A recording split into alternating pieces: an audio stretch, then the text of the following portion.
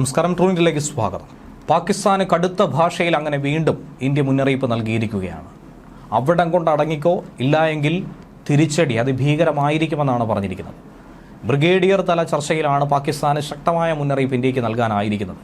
നമുക്കറിയാം, പാകിസ്ഥാനെ സംബന്ധിച്ച് നെഞ്ചെടുപ്പ് വർദ്ധിപ്പിക്കുന്ന ചില സംഭവവികാസങ്ങളാണ് ഇന്ത്യയിൽ സംഭവിച്ചുകൊണ്ടിരിക്കുന്നത്. അതുകൊണ്ട് തന്നെ ഏതു തരത്തിലും അസ്വസ്ഥതയുണ്ടാക്കുന്ന, ഭിന്നത സൃഷ്ടിക്കാൻ ശ്രമിക്കുന്ന പല പ്രവർത്തനങ്ങളും അതിർത്തി മേഖലകളിൽ ഉണ്ടാകാമെന്നുള്ള മുന്നറിയിപ്പ് ഇന്റലിജൻസ് ബ്യൂറോ അടക്കം പുറത്തുവിട്ടിട്ടുണ്ട്. കശ്മീരിലെ പൂഞ്ചിലാണ് സൈനികതല ചർച്ച കഴിഞ്ഞ ദിവസം സംഘടിപ്പിച്ചത്.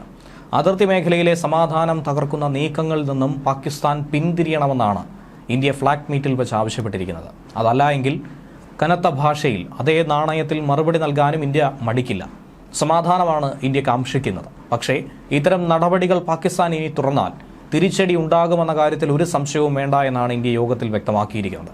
എന്നാൽ ഇപ്പോൾ അമേരിക്ക ഇന്ത്യക്ക് കൈമാറിയിരിക്കുന്ന പാകിസ്ഥാൻ വംശജനായ കനേഡിയൻ വ്യവസായി താഹൌർ റാണയുമായി ബന്ധപ്പെട്ട കാര്യത്തിൽ പാകിസ്ഥാൻ വിദേശകാര്യ മന്ത്രാലയം അഭിപ്രായങ്ങളൊന്നും തന്നെ പറയാതെ ഒഴിഞ്ഞു മാറുകയാണ്, തടി തപ്പുകയാണ് ചെയ്യുന്നത്.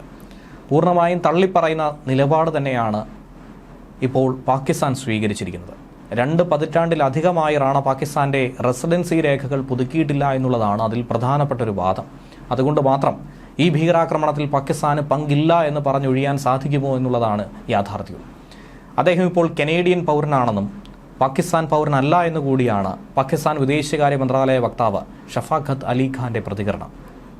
എന്തായിരുന്നാലും അതിനും കനത്ത ഭാഷയിൽ തന്നെയാണ് ഇന്ത്യ മറുപടി നൽകിയിരിക്കുന്നത്. ഉറപ്പായും ഇതിനൊക്കെയുള്ള തിരിച്ചടികൾ നേരിട്ടല്ലെങ്കിൽ അല്ലാതെ പാകിസ്ഥാന് ലഭിക്കുമെന്ന കാര്യത്തിൽ സംശയമൊന്നും തന്നെയില്ല. ഇന്ത്യയും വളരെയധികം ശ്രദ്ധയോടുകൂടി, ഉത്കണ്ഠയോടുകൂടി ഉറ്റുനോക്കുകയാണ് താഹൌർ റാണയുടെ 18 ദിവസത്തെ കസ്റ്റഡിയും. അതിനിടയിൽ നിർണായകമായ പല വിവരങ്ങളും പുറത്തു വരുമെന്ന് തന്നെയാണ് പ്രതീക്ഷിക്കുന്നത്.